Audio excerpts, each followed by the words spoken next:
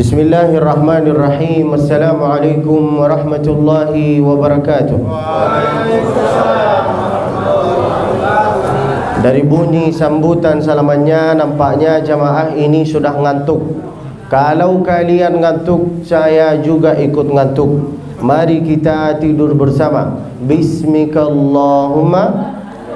Jangan, nanti tertidur. Kita ulangi salaman ini. Assalamualaikum warahmatullahi wabarakatuh. Waalaikumsalam warahmatullahi wabarakatuh. Alhamdulillahilladzi assasa qawa'idal ahkam ala masalihil anam Muhammadin wa alihi wa ashabihil kiram. Kalam bermula dengan bismillah, dilanjutkan dengan alhamdulillah. Salawat dan salam kepada Rasulullah, maka nikmat Allah semua sempurnalah sudah. Hadratul mukarramin, hadratul muhtaramin, para yang dimuliakan oleh Allah Subhanahu wa taala. Takmir kita yang bernama Jamaluddin, betulkah? Jamal artinya ganteng, ad-din paling ganteng yang ada di dunia ini. Takmir masjid kita, Masya Allah, tabarakallah. Tapi Abdul Basit Musfi lebih ganteng dari dia. Kok istighfar pak? Enggak ikhlas pak? Masya Allah, tabarakallah. Namanya bagus itu. Ambillah pelajaran dari namanya beliau. Pilihlah nama-nama yang baik untuk anaknya engkau. Jangan dikasih nama yang sembarangan untuk anaknya engkau. Siapa nama anaknya engkau? Novili, Novo, Enova. Itu nama apa password? Kasihlah nama yang baik seperti beliau, Jamaluddin, Syamsuddin. Masya Allah, tabarakallah. Kita doakan bapak-bapak yang ada di sini, bapak-bapak yang kumpul di sini, saya doakan. Yang agak-agak di sana, mudah-mudahan semua bapak-bapak yang ada di sini insya Allah sehat selalu. Amin.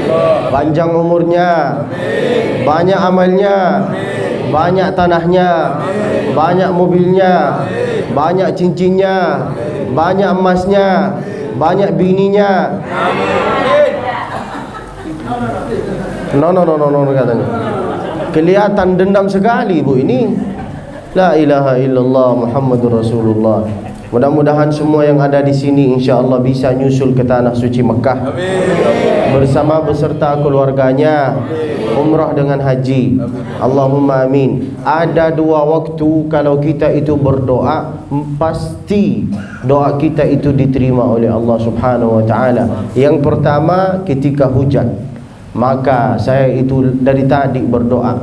Tugas saya mendoakan Bapak, tugas Bapak mengaminkan saya, mengaminkan doa saya.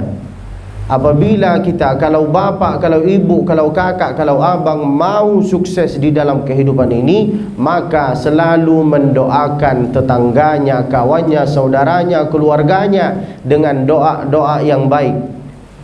Apabila doa, jika doa kita itu baik terhadap siapapun, nanti malaikat yang mengaminkan, dan bahkan malaikat berkata, walaka mithlu dzalik, kamu juga dapat, kamu juga dapat. Maka dari tadi saya berkata, sehat selalu, amin. Malaikat itu berkata, kamu juga dapat.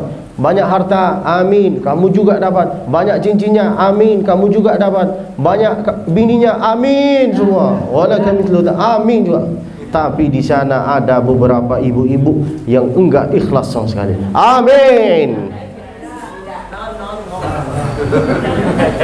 Ngeri sekali ini.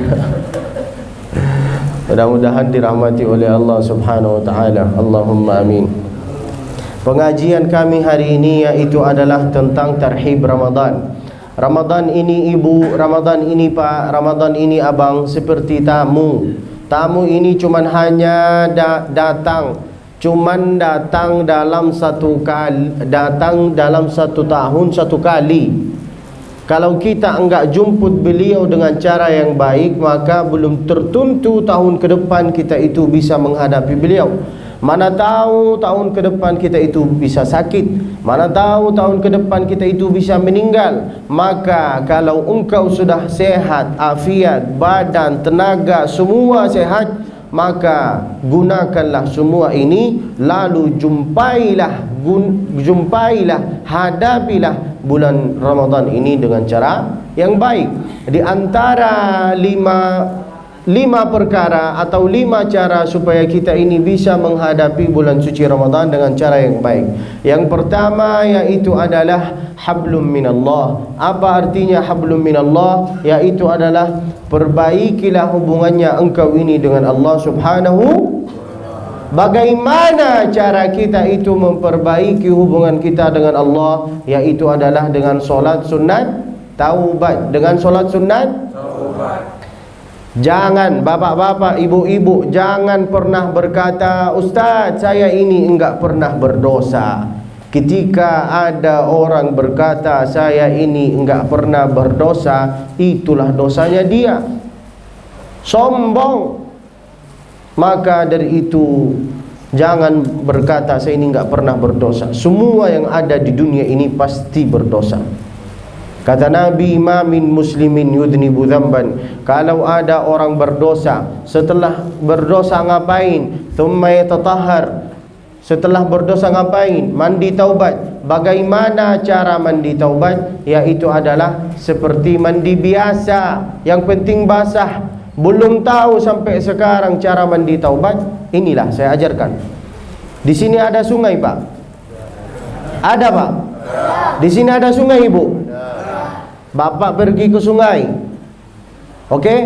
Setelah bapak pergi ke sungai, jalanlah sampai tengah sungai. Kalau bapak sudah jalan sampai tengah sungai, insya-Allah dosa-dosanya bapak hilang, pun bapak hilang. Itulah cara mandi taubat. Datanglah ke sungai, jalan sampai tengah sungai, insya-Allah dosa-dosanya engkau hilang, alhamdulillah, dan bapak pun hilang, innalillah.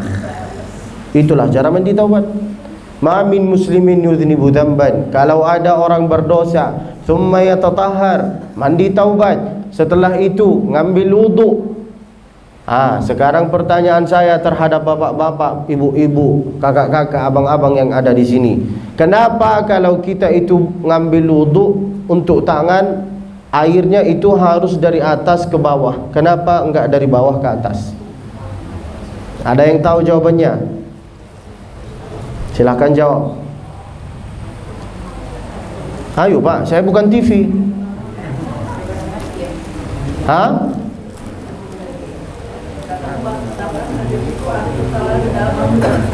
Karena di dalam Al-Quran bunyinya dari tangan ke siku. Ini jawabannya bagus, tapi kurang pas. Ada jawaban lagi?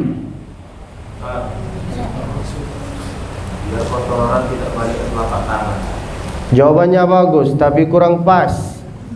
Ada jawaban lagi? Sunnah Rasul. Andai bapak punya anak, punya cucu kayak mereka tuh, mereka bertanya, "Bah, kenapa kalau ngambil air wudu untuk tangan, kenapa dari atas ke bawah? Kenapa enggak dari bawah ke atas?" Kalau bapak jawab sunnah Rasul, pasti dia kayak gini. Kalau ibu jawab karena bunyi ayatnya kayak gini. Karena kalau bapak jawab supaya kotorannya, pasti dia kayak gini. Itu jawabannya bagus, tapi kurang pas. Jawaban yang pas yaitu adalah, apa hikmahnya kita ngambil air wudu dari atas ke bawah, supaya air-air itu masuk ke dalam kuku kita. Karena kata Nabi, "Adfaraka, kukumu, fa inna syaitana yaq'udu ma tala minha." Karena sesungguhnya setan itu sembunyi-sembunyi di dalam kuku kita. Maka bapak-bapak, ibu-ibu yang selalu memanjangkan kukunya, satu di sini, apalagi bapak-bapak, satu di sini, satu di sini. Kalau air wudu enggak masuk ke sini, Pak, enggak masuk ke sini, bro, maka wudunya kita itu kurang sah. Kalau wudunya kurang sah, maka solatnya pun kurang sah. Itulah hikmahnya kita mengambil kayak gini, supaya mengalir semua, masuklah ke sini, lalu menetes di sini. Itulah, andai bapak ditanya kayak gini sama anaknya, mau jawab apa? Bingung kita, betul kan? Itulah, maka sesungguhnya karena di antara Maka dari itu kata Nabi alaihi salatu wassalam, setiap hari Jumat di antara sunnah-sunnah Nabi di hari Jumat yaitu adalah apa? Potong kuku, betul kan?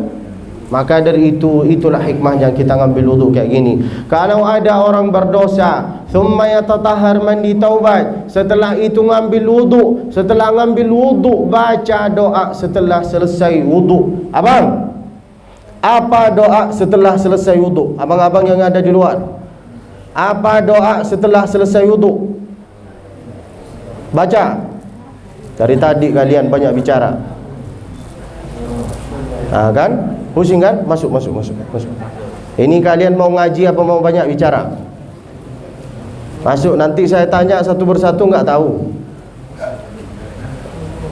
Masuk, kalian laki-laki. Laki-laki yang solat berjamaah di dalam masjid itu namanya laki-laki laki-laki yang solat berjamaah di dalam masjid itu namanya laki-laki sedangkan laki-laki yang suka solat berjamaah di dalam rumahnya namanya laki-laki soleha. Maka bapak-bapak yang duduk di luar, itulah namanya laki-laki soleha. Kasihlah kepada dia hadiah mukena. Jangan malu, laki-laki ini enggak boleh malu. Duduklah solat di sini, duduklah datang pengajian, dengarlah apa yang disampaikan. Karena ini semua penting. Apa doa setelah selesai wudhu, bro? Allahumma barik lana fima razaqtana. Itu ya? Ya apa? Asyhadu an la ilaha wa asyhadu anna Allahumma minat tawabin waj'alni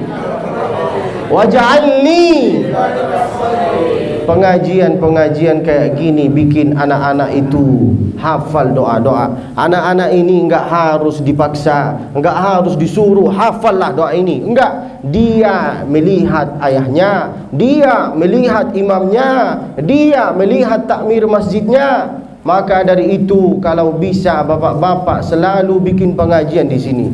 Kalau bisa bikin pengajian, alhamdulillah. Enggak bisa bikin pengajian, kalau mau berdoa itu dengan satu suara. Allahumma inna nas'aluka salamatan fid din, amin, wa afiyatan fil jasad, amin. Kalimat-kalimatnya itu harus jelas. Jangan seperti sekarang. Allahumma inni amin, amin. Apa tuh? Itu doa apa main? Cobalah tanya anak-anak itu. Kalau mereka, bang, abang hafal doa apa aja? Mereka itu tergantung di KM masjid di sini. Kalau di KM masjid di sini atau imam yang ada di sini selalu membaca doa dengan satu suara atau suaranya atau hurufnya jelas, pasti mereka balik ke rumah baca doa apa yang dibaca sama imam.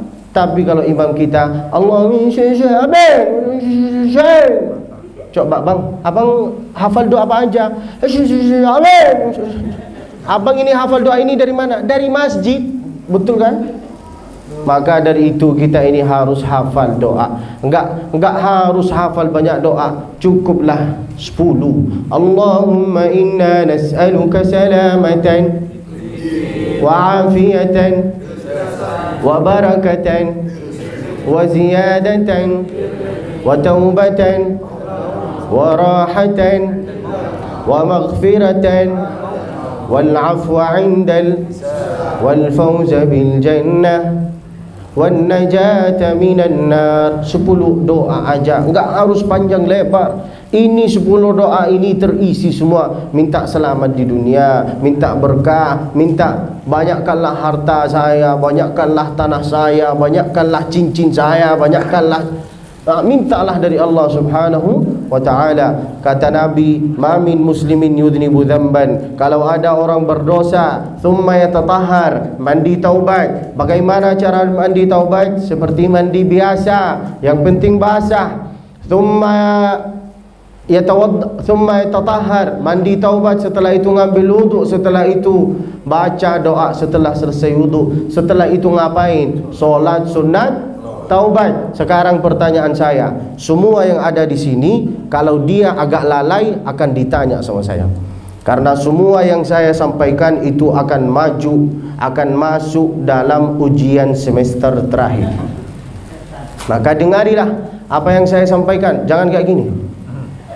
Atau banyak bicara, enggak suka saya.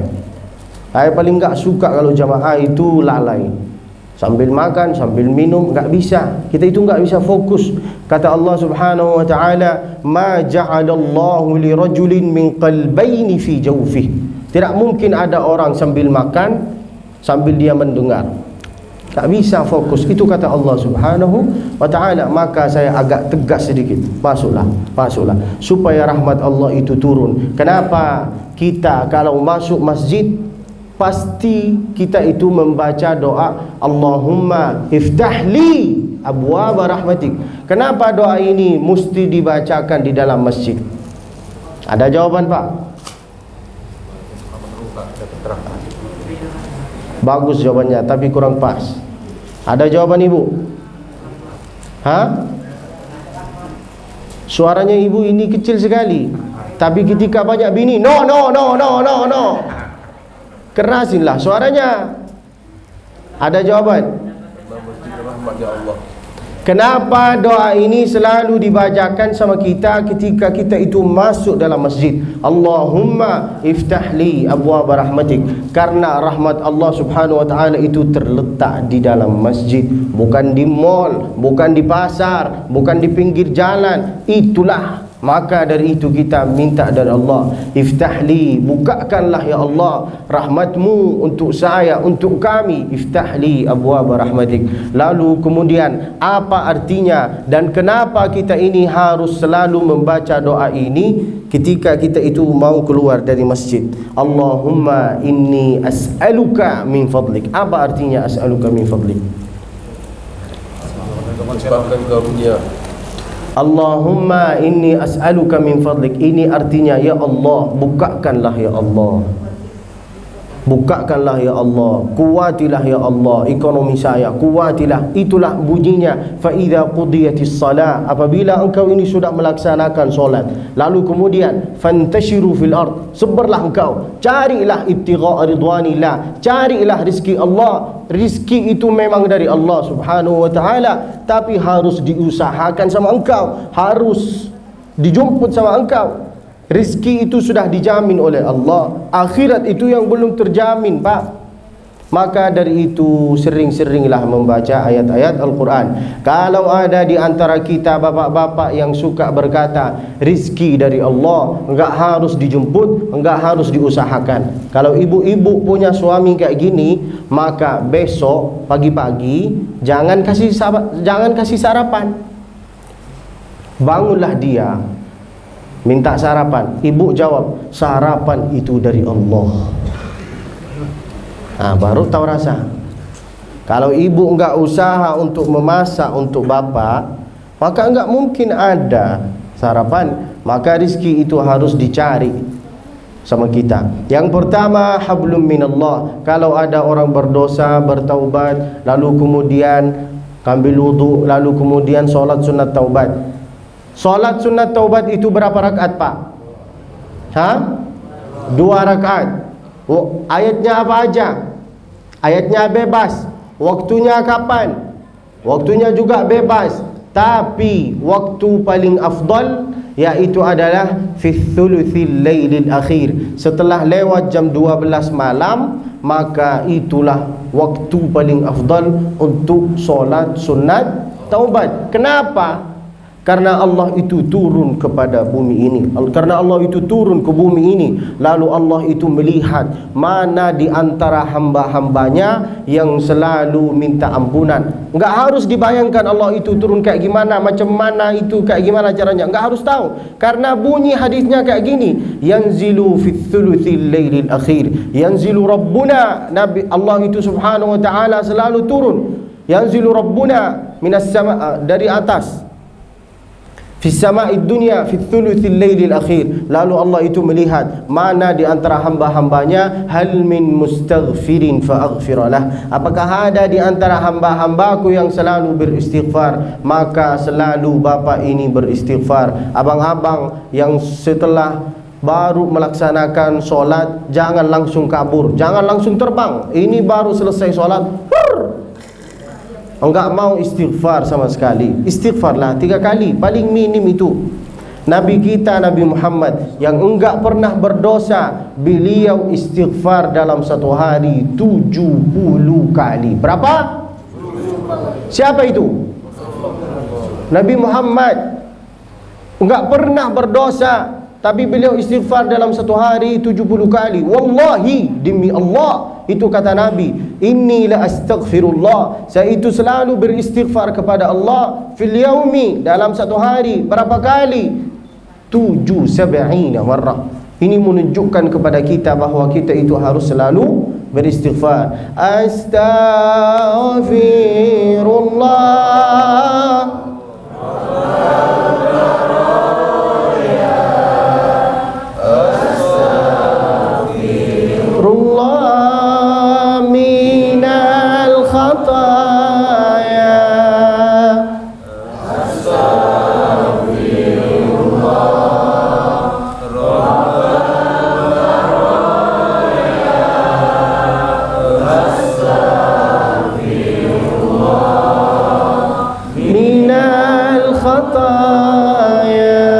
Masya Allah, lihat anak-anak bocil kayak gini ikut pengajian sama kita, hati kita itu menjadi tenang.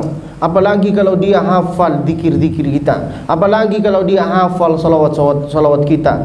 Tapi banyak juga bapak-bapak yang enggak hafal istighfar kita. Di sini ada kelompok yang hafal istighfar, di sini ada juga kelompok yang enggak hafal. Pura-pura ikut sama saya, yang penting mulutnya bergerak. Maka indahlah kalau kita itu selalu berzikir dengan satu suara, itu bagus. Maka selalu istighfar, selalu bersalawat. Sallallahu ala Muhammad, sallallahu alaihi wasallam, sallallahu alaihi Muhammad, sallallahu alaihi wasallam. Yang pertama untuk menjemput bulan suci Ramadan, yaitu adalah hablum. Apa artinya hablum minallah? Perbaikilah hubungannya engkau ini dengan. Bagaimana caranya? Solat sunat berapa rakaat? Kapan waktu paling afdal? Kenapa? Kenapa juga? Karena semua orang itu pada tidur, lalu tiba-tiba bapak itu bangun, ngambil wudhu, langsung solat sunat taubat. Kalau ada di antara kita bapak yang kayak gini, berarti dia itu dipilih oleh Allah Subhanahu wa ta'ala. Tapi kisah nyatanya, bapak-bapak itu bangunnya cari rokok. Di mana rokok? Berubahlah sedikit pak. Kenapa solat tahajud itu berat bagi kita? Kenapa solat sunat taubat itu berat bagi kita? Karena pahalanya luar biasa. Andai pahala solat sunat tahajud dengan solat sunat taubat itu, andai pahala solat tahajud dengan solat sunat taubat itu pahalanya seperti kipas angin, siapa yang mau? Betul kan? Padahal cuma 2 rakaat, tapi berat bagi kita. Kita sibuk dengan rokok kita, sibuk dengan ngopi kita, sibuk dengan motor kita, Vespa, Vario, PCX. Saya juga suka motor. Tapi semua itu ada waktunya guys. Paham? Ada waktu ngaji, ada waktu solat, ada waktu belajar, ada waktu serius, ada waktu juga engkau ini bonceng sana, bonceng sini, bonceng sana. Enggak apa-apa. Ada. Saya ini bukan malaikat. Ibu kenapa ketawa? Saya ini bukan malaikat, banyak dosa saya, tapi selalu mentertibkan waktu saya. Itulah kata Nabi, sa'atun wa sa'ah. Ada saatnya engkau ngaji, ada saatnya engkau mendengar, ada saatnya engkau ini, ada saatnya itu, semua ada saatnya. Jangan cuman hanya main Instagram, miligram, kilogram. Bapak-bapak, ibu-ibu punya Instagram? Bohong. Tapi punya TikTok. Punya TikTok kan? Enggak apa-apa. Walaupun punya Instagram, miligram, kilogram, TikTok enggak apa-apa. Bagus, lanjut. TikTok, WhatsApp, YouTube, Instagram ini seperti pisau. Bisa digunakan dengan cara manfaat, bisa digunakan juga dengan cara mudarat. Maka ibu-ibu kalau punya TikTok, Instagram, miligram, enggak apa-apa, lanjutlah. Tapi jangan lupa follow saya. Ibu punya Instagram kan? Kalau punya YouTube, ibu punya YouTube, bapak punya YouTube. Tulis di YouTube, di search Abdul Basit _Musfi, atau tulis langsung Abdul Basit Musfi. Kalau nampak, alhamdulillah. Kalau enggak nampak, berarti paket internet ibu ini sudah habis. Faham? Jangan mengatakan haram, bid'ah, wa kullu bid'atin dhalalah. Jangan kayak gitu. Dakwah bukan kayak gini. Faham ibu? Faham pak? Dakwah itu bukan kayak gini bang. Dakwah itu artinya mengajak, bukan mengejek. Merangkul, bukan memukul. Itulah artinya dakwah. Ini mentang-mentang dia baru belajar S1, S2, lalu suka menilai orang dari pakaiannya. Ini pakaian neraka. Ingat kata Allah, kata Nabi, innallaha la yanzuru ila suwarikum. Allah itu enggak melihat gelarnya engkau ini apa, engkau ustaz, engkau syekh, engkau Kementerian Agama, engkau presiden. Allah itu enggak lihat, Allah itu enggak peduli dengan engkau. Wala ila ajsamikum bal yanzuru ila qulubikum. Allah itu melihat hati kita. Kalau hati kita itu bersih dari perasaan kebencian, dari perasaan hasad, maka kita itu bisa masuk surga. Allahumma amin. Lalu kemudian pertanyaan saya terhadap bapak-bapak dengan ibu-ibu, khususan ibu-ibu, kita ini belajar ikhlas dari siapa? Dari Rasulullah? Salah. Dari siapa? Dari Allah? Salah. Dari hati? Salah. Dari siapa? Ada jawaban guys. Dari ibu? Salah. Dari siapa? Dari diri sendiri. Dari guru. Dari siapa lagi? Dari suami. Semua salah. Dengarilah baik-baik. Dengarilah. Kita ini belajar ikhlas dari tukang parkir. Lihatlah tukang parkir, selalu didatangi mobil Alphard, Al-Fatihah, Pak Jiro, Ibu Jiro, Fortuner, Innova. Tapi dia itu melepaskan semua dengan cara yang tenang. Kenapa? Karena dia itu merasa ini semua hanya pun suaminya ibu-ibu ini maka ibu jangan berkata no. Kalau ibu meninggal, bapak-bapak itu akan ngapain? Enggak ada kecuali. No. Ibu-ibu kalau meninggal, bapak-bapak itu ngapain? Di sini nangis, bohong. Di sini berkata nikah. Lihatlah, ini kisah nyata. Tapi juga bapak-bapak kalau meninggal, ibu-ibu itu akan nikah lagi sama berondong manis. Maka jangan merasa ini cinta. Cinta itu enggak selamanya indah, Dek. Faham?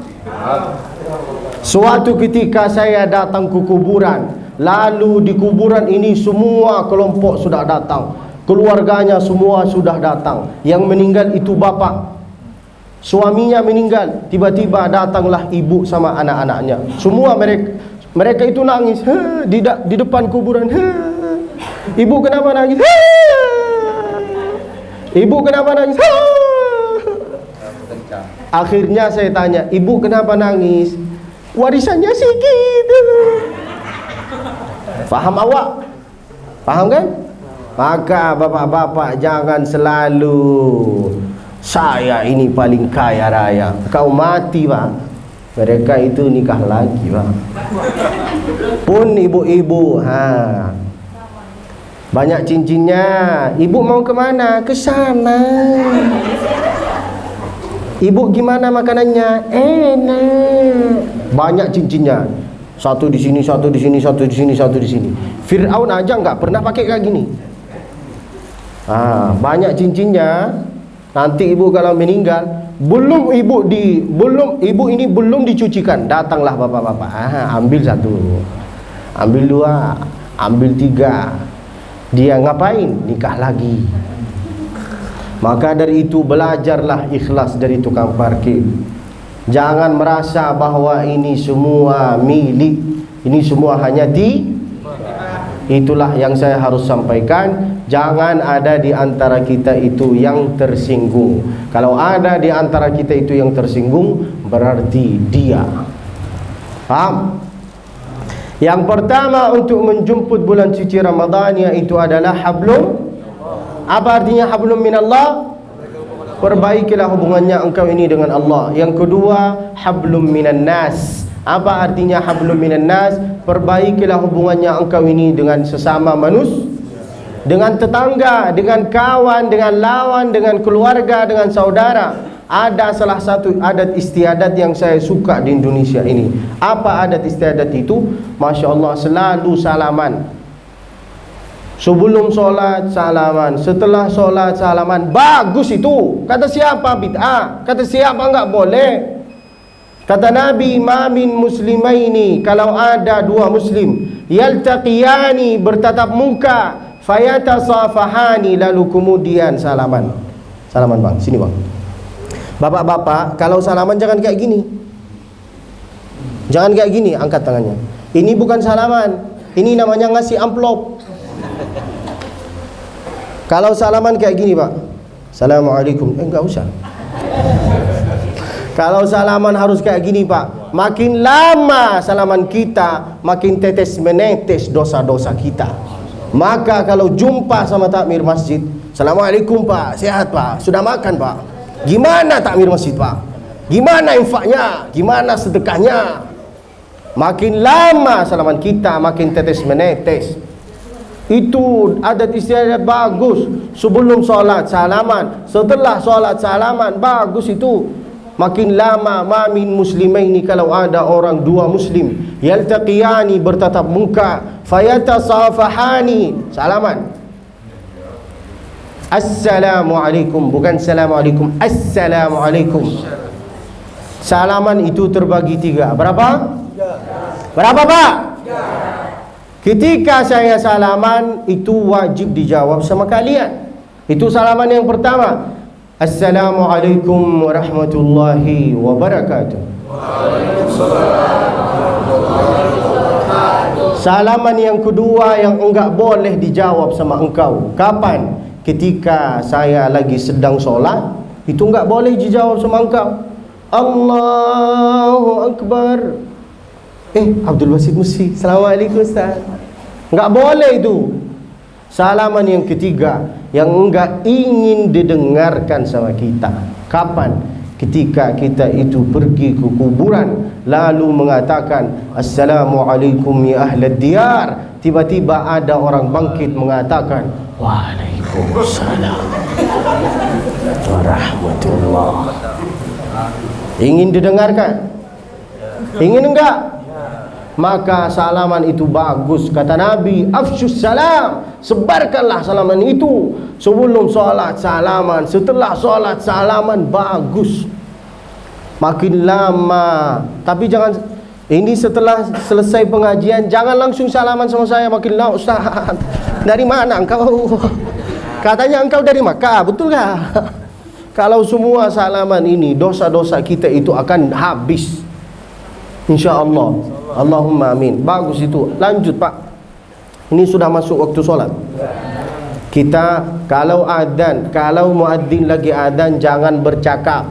Kalau ada orang yang lagi bercakap di saat muadzin lagi adzan, kata ulama-ulama dulu, yukhsha, dikhawatirkan mati dalam keadaan su'ul khatimah. Itu kalau cuman bercakap di dalam adzan. Ada 5 perkara, ada 5 cara supaya kita ini bisa menjemput bulan suci Ramadan dengan cara yang baik. Yang pertama, hablum minallah. Apa artinya hablum minallah? Perbaikilah hubungannya engkau ini dengan. Yang kedua, hablum minan nas. Apa artinya hablum minan nas? Perbaikilah hubungannya engkau ini dengan manusia, dengan tetangga. Dengan apa kita itu memperbaiki hubungan? Sering-sering salaman. Afsyus salama bainakum, sering-sering salaman. Sebelum solat salaman, setelah solat salaman. Bagus itu, lanjutlah. Karena salaman itu terbagi berapa ibu? Salaman yang pertama yang harus dijawab sama kalian kapan? Ketika ada orang salaman. Kapan? Ketika ada orang, maka kita itu harus wajib jawab. Salaman yang kedua yang enggak boleh dijawab sama kita kapan? Sedang solat. Salaman yang ketiga yang enggak ingin didengarkan sama kita kapan? Lalu kemudian apa artinya dakwah? Mengajak, bukan mengejek. Dakwah itu artinya bukan merangkul, bukan memukul. Itulah artinya dakwah. Jangan suka menilai orang dari pakaiannya, dari rambutnya. Kita itu enggak tahu. Mana tahu beliau itu yang di luar, itu yang masuk surga lebih awal daripada kita. Mana tahu. Kok bisa? Karena hatinya dia itu bersih, Pak. Maka selalu kalau saya menyampaikan tausiah, setelah menutupi acara, saya langsung selalu minta doa dari jemaah. Tolong doakanlah saya. Meskipun saya ini yang menyampaikan ceramah, meskipun saya ini yang banyak mengeluari hadis ini, tapi saya itu enggak tahu siapa yang masuk surga duluan. Mana tahu ada yang di luar yang masuk duluan. Karena hatinya dia bersih. Maka bapak-bapak selalu membaca doa ini. Rabbi syrahli. Apa artinya Rabbi syrahli sadri? Lapangkan dada kami, ya Allah. Wa yassirli wahlul 'uqdatan yafqahu. Apa artinya Rabbi syrahli sadri? Lapangkan dada kami, ya Allah. Doa ini selalu dibaca sama kita, tapi kita itu sempit. Enggak mau nerima pendapat, enggak mau nerima pemasukan. Merasa dia yang lebih mulia, merasa dia yang lebih benar. Enggak mau sama sekali duduk sama orang yang biasa. Betul apa enggak? Betul. Fikih itu luas, hati engkau yang sempit. Faham? Singkat sekali, ringkas. Fikih itu luas, hati kita yang enggak mau nerima pendapat. Maka kalau ingin hatinya itu terbuka, dadanya engkau ini lapang, maka selalu salaman. Assalamualaikum, assalamualaikum. Apa artinya salaman?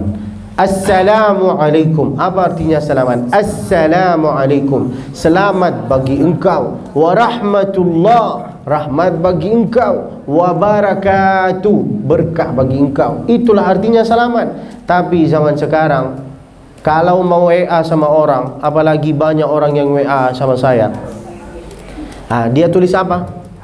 Askum. Askum, betul kan? Atau jawab apa? Kalau ada yang kayak gini, langsung saya blok. Sudah jelas salaman itu artinya doa, isinya doa, malas. La ilaha illallah. Apalagi istighfar. Istighfar dijadiin astaga. Apa itu astaga? Ini istighfar. Jangan main dengan hukuman Allah. Jangan main dengan zikir Allah. Zikir-zikir Allah ini enggak harus disimpelkan, enggak harus diringkaskan. Istighfar emang berat. Astaga, apa itu astaga? Astagfirullah. Dari satu istighfar bang, pahala bagi kita. Astagfirullah. Astagfirullah. Lihat perempuan cantik, astagfirullah. Alhamdulillah katanya. Subhanallah katanya. Dilihat haram, enggak dilihat mubadzir. Kan Pak? Maka bapak-bapak kalau lihat cewek cantik, maka berkata apa?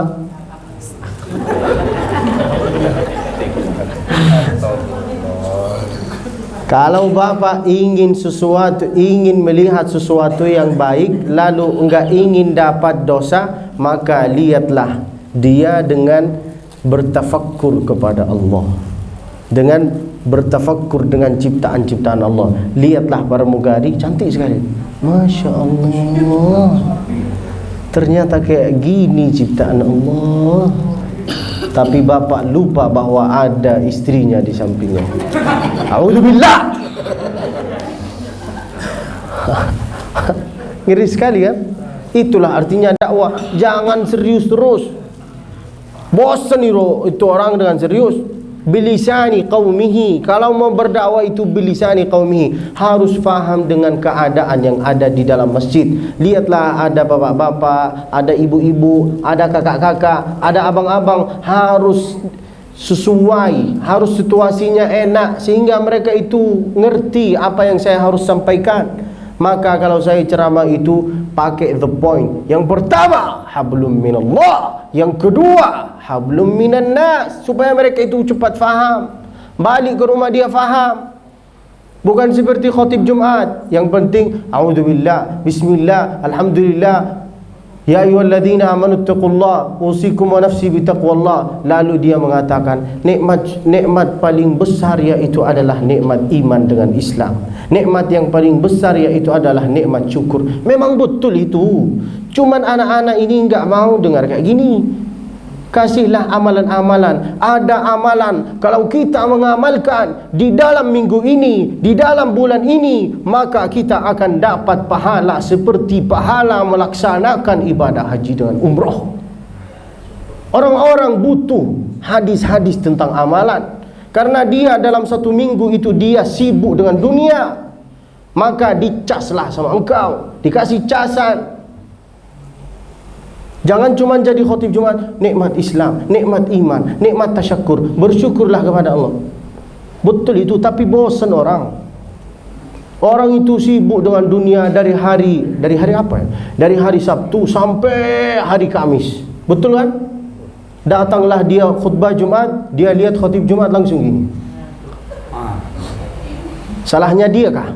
Salahnya imam. Coba kalau dia ngasih amalan, ada 3 amalan. Kalau kita ini, kalau kita baca ini, kalau kita, siapa yang baca ayat kursi dubura kulli salat, siapa yang baca ayat kursi setelah setiap selesai solat, apa yang dia dapat? Dia dapat syafaah dari Nabi Muhammad alaihi salatu wassalam. Dia datang kayak gini. Oh, ternyata kayak gini. Oh, ternyata ada amalan setelah setiap selesai solat. Oh, ternyata ada zikir. Ada 2 kalimat. 2 kalimat ini ringan di lidah, tapi berat di timbangan oleh Allah, berat di timbangan Allah Subhanahu wa taala. Apa 2 kalimat itu? Subhanallah wa bihamdi, subhanallah il azim. Itulah yang harus disampaikan. Setiap khatib Jumat itu harus sampaikan amalan-amalan. Karena bapak-bapak, abang-abang ini kalau dari hari 1 minggu full dia lalai dengan dunia. Betul apa enggak? Yang kadar itu selalu kasihlah kepada dia kayak gini, kayak gini, kayak gini. Kata Nabi, bentar lagi kita itu akan menghadapi bulan suci Ramadan, dan ada amalan Pak, ada amalan ibu. Walaupun bapak, walaupun ibu itu bukan ustaz, bukan kiai, bukan syekh, tapi kalau selalu mengamalkan amalan ini bisa dapat istana nanti di surga. Mau? Mau enggak? Kayak ginilah amalan-amalan hadis-hadis kayak gini digunakan sama kita. Apa amalan itu? Yaitu adalah man qara'a surat al-ikhlas. Siapa yang membaca surat dalam satu hari, fil yaumi, berapa kali? 10 marrat. Berapa?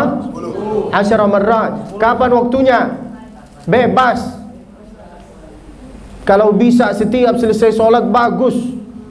Sambil nyetir, Bismillahirrahmanirrahim, Qul huwallahu ahad. Sambil masak, ibu baca Qul huwallahu ahad, Allahu samad, lam yalid. Sambil masak ibu baca ayat Al-Quran, sambil masak ibu lagi membaca salawat Nabi. Rumah itu menjadi tenang, rumah itu menjadi bahagia. Kenapa rumah tangga sekarang itu enggak bahagia? Padahal mewah, gagah, kaya raya, tapi mereka itu sempit hatinya. Bangun tidur banyak pikiran. Betul apa enggak? Kenapa? Karena isi rumah itu semua lagu. Sambil masak dia nyanyi, Hamko hamise curalo. Dijawab sama suaminya, Delmi harize novalo. Dijawab sama anaknya, Pantesan anaknya Fir'aun. Betul kan? Kisah nyata kan?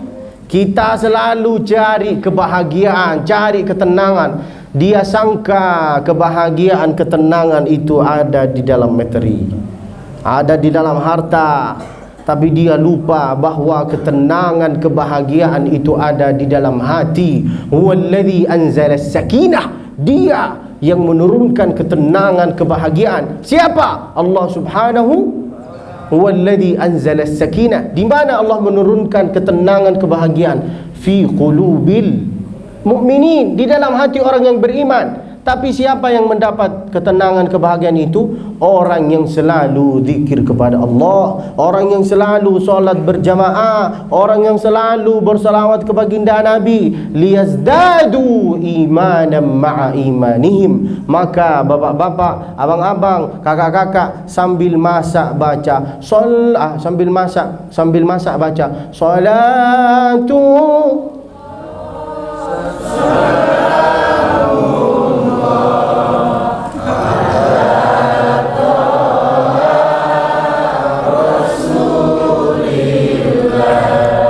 salatullah salamullah ala yasin habibillah. Apalagi kalau ibu punya suami Fir'aun, enggak mau solat berjamaah di dalam masjid. Ibu-ibu kalau punya suami Fir'aun, laki-laki Fir'aun, enggak mau solat berjamaah dalam masjid, enggak harus diceramahi. Bapak-bapak itu enggak suka diceramahi. Betul kan? Betul katanya. Padahal saya itu mancing. Betul. Ibu-ibu kalau punya suami Fir'aun, enggak mau dengar pengajian, enggak mau baca Al-Quran, apalagi kalau enggak mau solat berjamaah, ibu itu enggak harus ceramahi dia. Cukuplah dengan lagu. Karena bukan semua orang yang bisa dapat hidayah dari ceramah. Banyak orang yang bisa dapat hidayah dari lagu. Apa lagunya? Walaupun hidup 1000 tahun, bila tak sembahyang.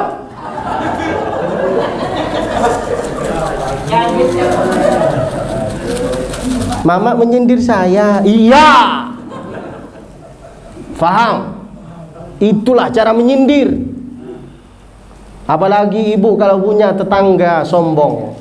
Ibu lewat dia atau duduk sama dia, nyanyilah lagu ini. Bila Israel datang memanggil, jasad terbujur.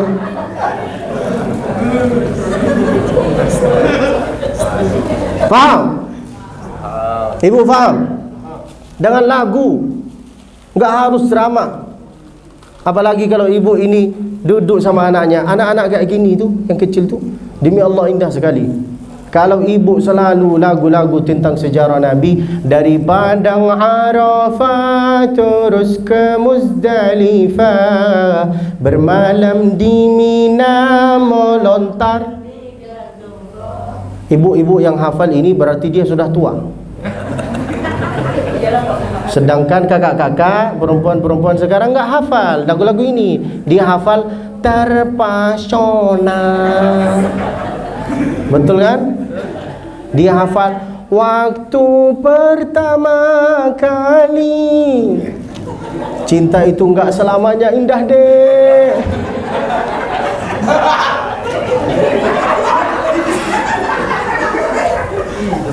Selalu nyanyi enggak apa-apa. Jadi Fir'aun engkau. Lanjutlah. Anak-anak sekarang, anak-anak bocil-bocil kayak gini, mereka itu hafal lagu tanpa dipaksa, tanpa disuruh. Mau dites? Mau? Kita kerjasama, guys. Harusnya aku yang di sana. Lanjut. Pura-pura enggak hafal. Saya tahu muka-muka yang hafal lagu-lagu TikTok. Hafal. Semua lagu TikTok itu saya hafal. Apalagi lagu yang terjadi sekarang. Hanya dia. Entar nangis. Baru tahu rasa. Maka ibu-ibu selalu berselawat. Itu sejarah-sejarah Nabi itu bagus, ibu.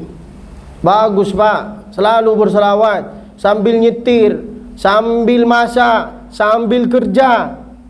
Selalu berselawat. Sallallahu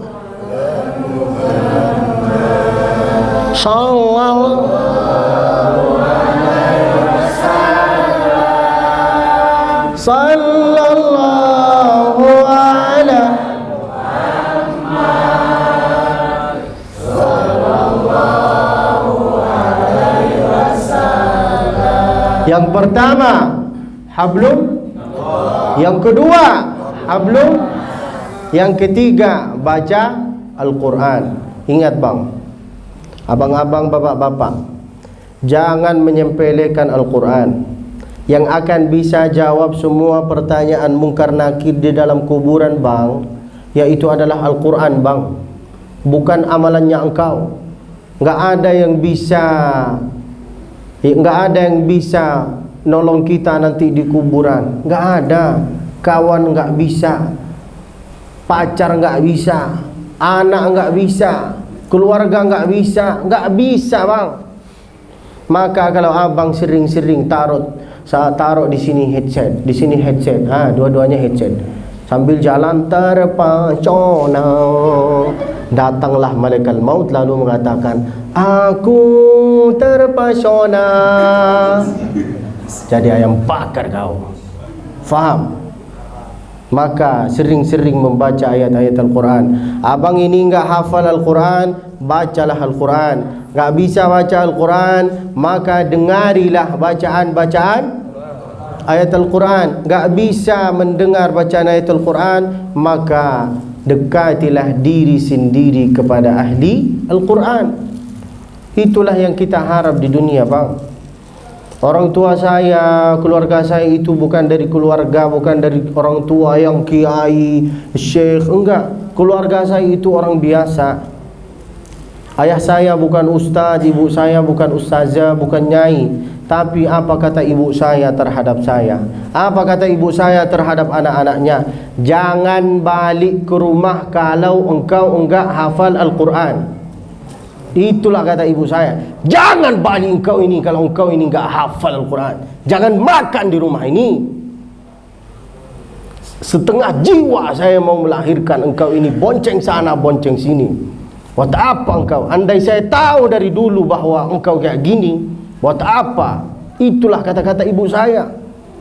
Harapan saya nak terhadap engkau yaitu adalah baca Al-Quran. Hafallah Al-Quran. Itulah harapan orang tua saya. Orang tua saya itu bukan hafal Al-Quran, tapi Masya Allah punya 10 anak, semua hafal Al-Quran. Kok bisa? Karena dia sambil masak dia baca ayatul Quran. Ibu saya kayak gini, qul a'udzu birabbin nas malikin. Itu ibu-ibu zaman dulu. Ibu-ibu zaman sekarang ketiaknya kelihatan, bapaknya enggak cemburu. Betul kan? Anaknya bonceng sana bonceng sini, baliklah kayak gini. Betul kan? Betul apa enggak? Kisah nyata. Mau terima alhamdulillah, enggak mau terima innalillah, terserah engkau. Tak peduli saya. Maka bapak-bapak, ibu-ibu harus ditanya anaknya, engkau ini mau jadi apa nak? Itu pertanyaan ayah saya terhadap saya. Engkau ini mau jadi apa nak? Harapan saya itu terhadap engkau, mau lihat engkau ini hafal Al-Quran. Jangan balik ke rumah kalau engkau enggak ini hafal Al-Quran. Jangan sok-sok ganteng doang jemput di depan gang. Bawa motor Vario, bawa motor PCX, bawa motor Vespa. Ditanya, engkau ini bisa jadi imam, engkau ini hafal Quran, campakkan ke sungai. Tanyalah anaknya, engkau ini mau jadi apa? Siapa kawannya engkau? Siapa dia? Ini bukan mahramnya engkau. Kenapa dia berkawan sama engkau? Kenapa? Tanyalah ibu, tanyalah pak. Semua anak-anak kita pak, semua anak-anak kita ibu, itu semua amanah dari Allah. Kalau enggak dididik dengan cara yang baik, maka ibu bapa ini menjadi ayam bakar. Paham? Maka duduklah sama anaknya, bilanglah, harapan saya terhadap kamu, Firaun, sini. Jangan cuma nyuruh anaknya baca Al-Quran, lalu ibu main TikTok. Gak bisa. Matiin HP-nya, duduklah sama anaknya sejenak dari maghrib ke isya. Berapa menit itu? 30 menit. Duduklah sama anaknya, buka Al-Quran, buka. Ayo baca, kita baca Al-Baqarah. Setiap selesai bapak-bapak ini kalau ingin mengkhatamkan Al-Quran, yaitu adalah caranya setelah setiap selesai solat baca satu halaman. Berapa? Setelah subuh satu, setelah duhur satu, setelah asar satu, setelah maghrib satu, setelah isya satu. Jangan menikahi anaknya engkau dengan laki-laki yang ganteng doang jemput di depan gang. Jangan. Lihatlah, teslah dia bisa menjadi imam apa enggak. Kalau dia lulus menjadi imam, berarti dia itu boleh menjadi menantunya engkau. Berarti dia itu layak untuk menjadi imamnya anaknya engkau. Jangan cuma lihat materi, duit. Harta itu akan binasa. Teslah dia. Kakak ini harus pintar, papa ini harus pintar. Bang, sini bang. Nanti maghrib akan ada acara makan bersama di rumah kita. Makan bersama family, makan keluarga. Bapak, abang datang ya? Datang, dia datang. Ketika berkumandang azan maghrib, Allahu Akbar, suruhlah dia menjadi muadzin. Bisa jadi muadzin apa enggak? Mana tahu dia langsung takbiran, Allahu Akbar. Engkau ini kucampakkan kau. Ini azan apa takbir ini? Saya paling keras. Saya ini guru di Masjidil Haram.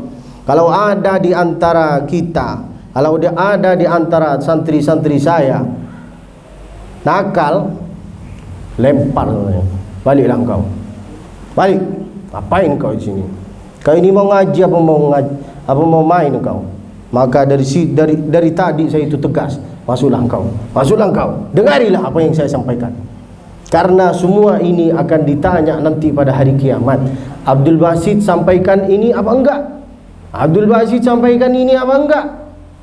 Maka saya mengatakan, Allahumma inni hal ballagh, Allahumma fashhad. Saya sudah sampaikan ya Allah, tinggal mereka itu amalkan. Itu nanti pertanyaan Allah terhadap saya. Maka bapak-bapak duduklah sama anaknya, bacalah ayat-ayat Al-Quran. Anak-anak ini bisa hafal tanpa disuruh, tanpa dipaksa. Cukuplah karena sering mendengar. Bapak ini, ibu ini duduklah sama anaknya. Setelah dari maghrib ke isya, matiin HP, duduklah sama dia. Kalau ada orang mau minang anaknya engkau, teslah dia bisa jadi muadzin apa enggak. Setelah adzan, teslah dia bisa jadi imam apa enggak. Mana tahu dia mau solat imam maghrib, Allahu Akbar, ghairil maghdubi alaihim waladdallin, amin. Niatnya dia itu mau baca Al-Baqarah, Alif Lam Mim, dzalikal kitabu la raiba fihi hudan lil muttaqin, Qul huwallahu ahad. Enggak lulus. Faham? Diteslah dia. Setelah selesai acara, doa nak. Mana tahu doanya kayak gini, kayak sekarang. Imam-imam kayak gini sekarang. Imam-imam sekarang kayak gini.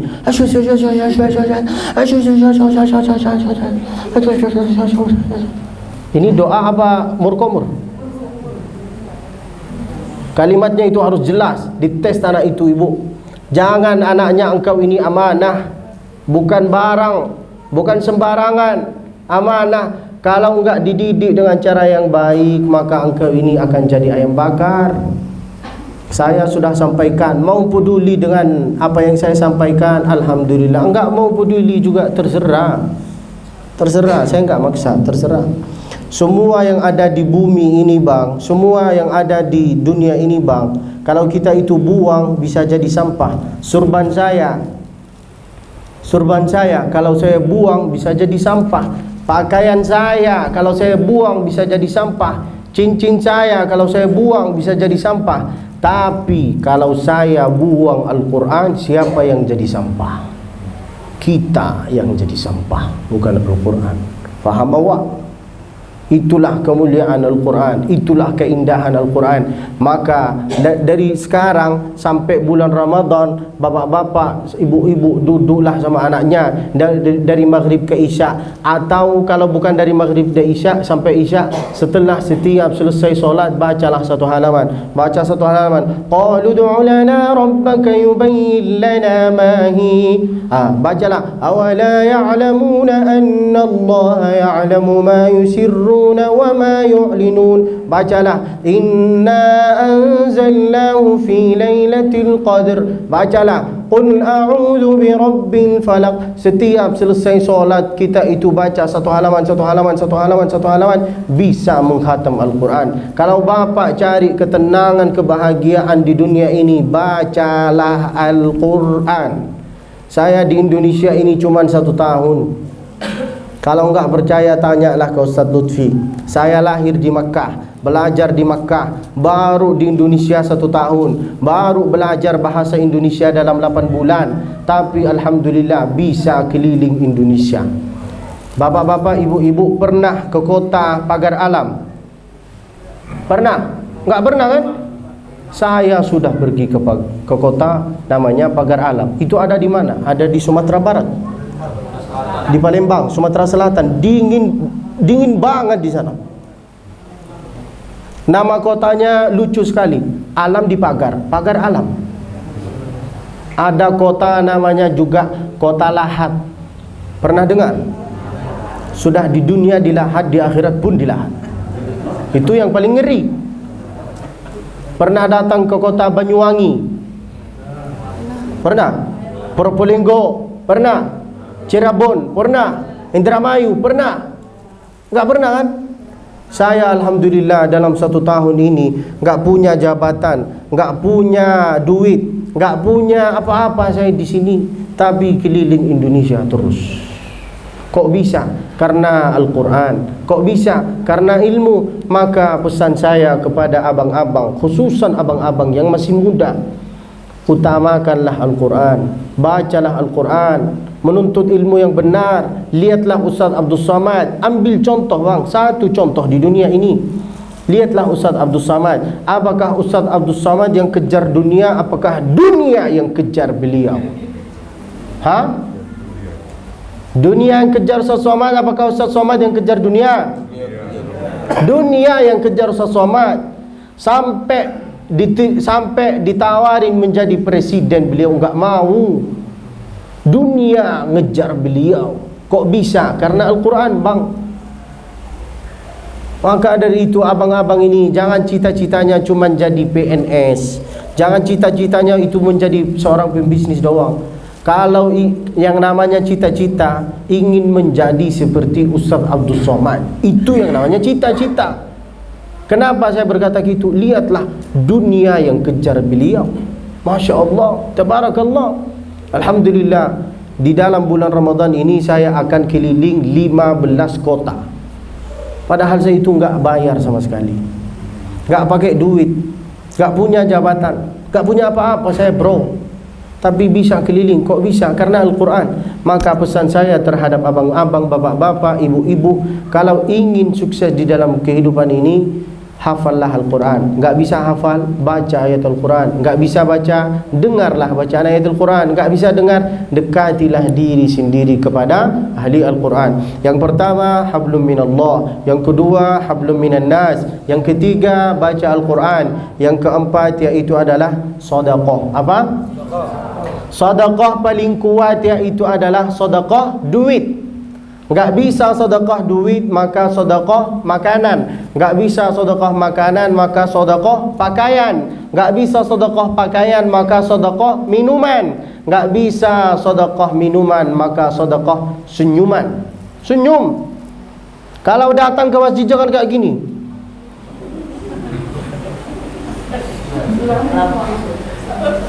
Mentang-mentang imam, mentang-mentang muadzin. Jangan kayak gini lah, ngeri sekali kau ini. Engkau ini, astagfirullah.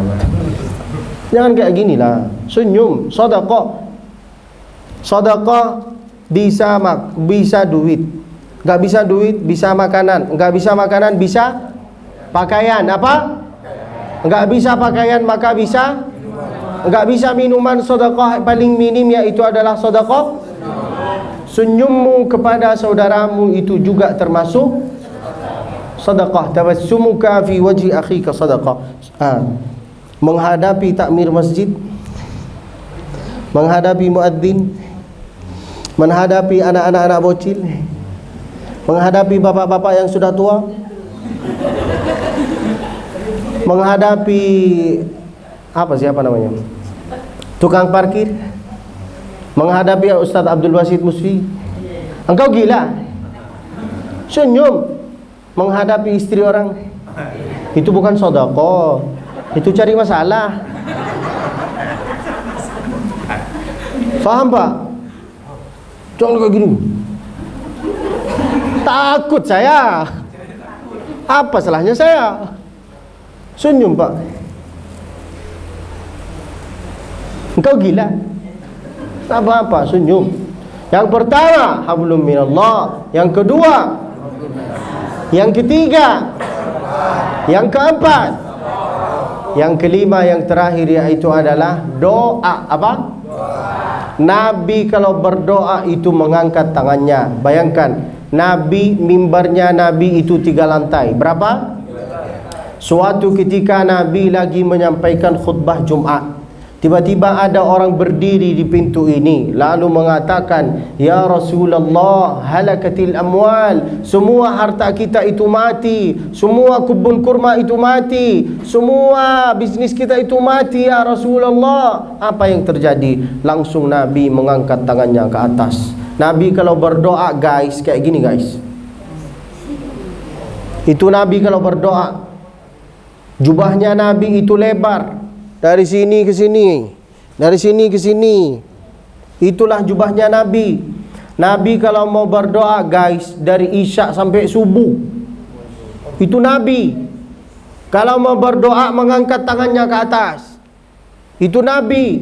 Kulitnya putih, ketiaknya putih. Itu Nabi. Ketika Nabi berdoa kayak gini, kata sahabat-sahabat Nabi, hatta yura bayadha ibtaihi, sampai ketiaknya Nabi itu kelihatan. kulitnya putih, ketiaknya putih. Kalau mau berdoa dari isyak sampai subuh, kalau mau berdoa mengangkat tangannya. Itu Nabi. Kita kalau mau berdoa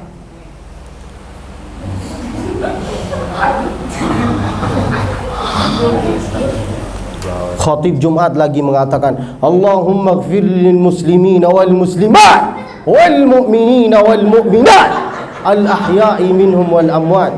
Tapi jawabnya kayak gini.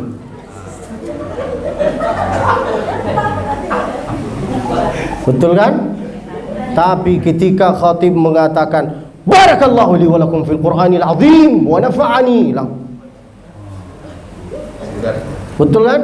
Kenapa? Karena isi khutbah itu enggak ada artinya, enggak berfungsi. Isinya bersyukur kepada apa tuh? Isilah dengan amalan supaya orang, oh ternyata kayak gini. Oh, mimbarnya Nabi itu 3 lantai. Kita lihat mimbar ini berapa lantai? 1 lantai pun enggak ada. Berarti mimbar ini bid'ah.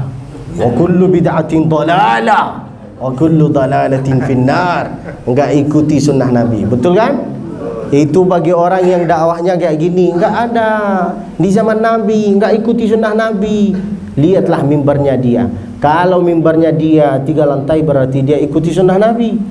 Kalau dia enggak, mimbarnya 1 lantai pun enggak ada. Nah, mimbar kita 1 lantai pun enggak ada. Betul kan? Jangan dakwah kayak gini. Dakwah itu bukan kayak gini. Faham? Nabi itu kalau mau berdoa kayak gini guys, mengangkat tangannya. Abang-abang ini kalau mau berdoa jangan kayak gini. Ini tahu apa artinya guys? Ini artinya, ya Allah, terserah kamu ya Allah. Mau dikasih kasih, enggak mau dikasih saya terima ya Allah. Sombong kali kau. Faham? Imam lagi berdoa, Allahumma hdina fi man hadait. Enggak mengaminkan. Makmum paling sombong yang kayak gini, enggak mau mengaminkan doa imam. Sudah tahu isinya itu doa, berarti kebaikan, tapi dia itu enggak mau. Kenapa engkau ini enggak mengaminkan? Halah, imamnya minta hujan sedangkan saya minta jodoh. Betul kan? Doa yang lama aja enggak diterima Ustaz, apalagi doa sekarang. Astagfirullah. Sombong kali kamu. Bapak-bapak, ibu-ibu, bapak-bapak, abang-abang, kalau ingin membaca, abang-abang ini mau doa menjemput jodoh. Mau? Mau enggak? Mau.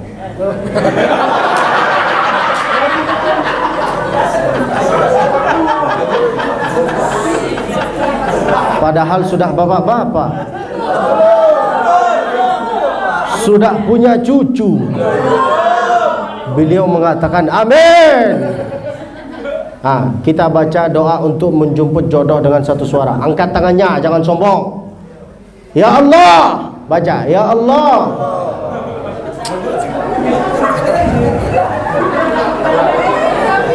Jangan kayak gini. Jangan kayak gini, ya Allah. Dan satu suara, ya Allah. Angkat tangannya bang, angkat tangannya dulu. Jangan sombong. Hoi, duduk yang benar. Campakkan kau. Duduk yang benar. Ibu, ya Allah, jauhkanlah saya dari virus dan dekatilah saya sama orang serius. Itulah doa minta jemput jodoh. Simple. Ya Allah, jauhkanlah saya dari virus dan dekatilah saya sama orang. Kalau dia serius berarti dia layak, bukan setiap hari ngasih laporan, abang ada di mana? Abang sudah makan apa enggak? Emang ada orang lupa dengan makan? Jangan lupa sama makan ya, jangan lupa sama tidur ya. Emang ada orang kayak gini lupa dengan makan? Enggak ada kan? Cinta itu enggak selamanya indah deh. Berdoalah. Kalau mau berdoa dengan bahasa Arab itu cukup dengan 4 syarat. Pertama, berapa? Yang pertama, a'udzubillahi minasyaitonir rajim. Yang kedua, bismillahirrahmanirrahim. Yang ketiga, alhamdulillahirabbil alamin. Yang keempat, wassalatu wassalamu ala sayyidil mursalin. Kalau enggak ada berselawat ke baginda Nabi di dalam doa, maka doa kita itu enggak akan diterima. Coba lihatlah tahiyat di dalam solat. At-tahiyatul mubarakatus salawatut thayyibatu lillah. Assalamu alayka ayyuhan nabiy wa rahmatullah. Assalamu alayna wa ala ibadillahis salihin. Asyhadu an la ilaha wa asyhadu anna. Setelah itu apa? Salawat ke baginda Nabi, betul kan? Maka bapa ini harus selalu berselawat ke baginda Nabi. Jangan langsung anak-anak ini tergantung imam kita. Anak-anak ini tergantung takmir masjid kita. Anak-anak ini, kalau ingin melihat anak-anak ini bisa hafal apa enggak, lihatlah di KM, takmir masjid kita, imam kita, muadzin kita. Apakah mereka peduli dengan anak-anak ini apa enggak? Kalau mau peduli dengan anak-anak ini, maka sering-sering bikin lomba di sini. Lomba azan. Siapa yang suaranya bagus, maka dia dapat hadiah. Demi Allah, anak-anak itu akan ikut. Allahu Akbar,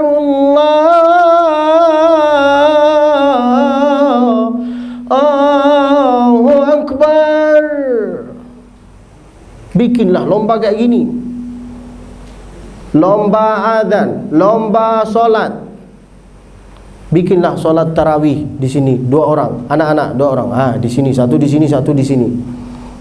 Alhamdulillahi rabbil alamin, arrahmanir rahim, maliki yaumiddin, iyyaka na'budu wa iyyaka nasta'in, ihdinas siratal mustaqim, siratal ladzina an'amta 'alaihim, ghairil maghdubi 'alaihim waladdallin. Lomba hafal Al-Quran. Siapa yang hafal 5 juz Al-Quran, maka akan dapat maka akan dikasih hadiah. Hadiahnya apa? Masker. Bikin lomba. Diteslah anak itu, suruh jadi imam. 2 anak, setiap 2 anak jadi imam, setiap anak jadi imam. Diteslah mereka. Mana tahu ada di antara mereka yang enggak hafal Al-Quran. Kadang-kadang bukan anak-anak, bapak-bapak yang enggak hafal. Dia itu mau jadi imam, tapi dia itu enggak hafal. Ghairil maghdubi 'alaihim waladdallin. Amin. Qul ya ayyuhal kafirun la a'budu ma ta'budun. La a'budu ma ta'budun. La a'budu ma ta'budun. Wala antum 'abiduna ma a'bud. Wala antum 'abiduna ma a'bud. Sampai kapan wala antum 'abiduna ma a'bud? Imamnya enggak peka, makmumnya pun enggak peka. Qul huwallahu ahad. Harus hafal ayat-ayat ini sehingga kita ini bisa sholat. Faham bang?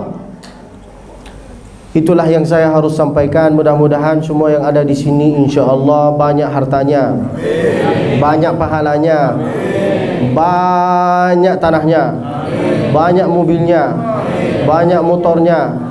Insya Allah keturunan anaknya bisa hafal Al-Quran, dan insya Allah bisa nyusul ke tanah suci Makkah bersama beserta keluarganya. Dan insya Allah semua hutang-hutangnya lunas. Allahumma amin. Dan insya Allah banyak bininya. Amin. Itulah Pak. Kalau mau berdoa angkat tangan ini, jangan sombong. Kalau mau berdoa seperti Nabi enggak apa-apa kayak gini, tapi jangan lama. Mana tahu kawan kita yang di samping kita itu pingsan nanti. Iya, seperti kata engkau. Sudah hitam, ketiaknya hitam pula. Lalu itulah yang saya harus sampaikan. Mudah-mudahan pertemuan ini bukan pertemuan yang terakhir. Sebelum saya tutup acara ini, In ahsantu fa'inuni, apabila ada kata-kata dari saya yang bikin engkau ini tersinggung, yang bikin bapak ini tersinggung, yang bikin ibu ini tersinggung, maka maafkanlah saya. Saya minta maaf dari kalian, dimaafin apa enggak? Wa in akhta'tu faqawimuni, apabila ada kata-kata dari saya yang memang benar, maka itu dari Allah Subhanahu wa ta'ala. Sebelum saya tutup acara ini, ada permintaan saya terhadap kalian. Permintaan saya itu cuma satu, guys. Satu. Apa? Doakanlah saya. Apa doanya? Matikanlah ya Allah Abdul Basit dalam keadaan husnul khatimah.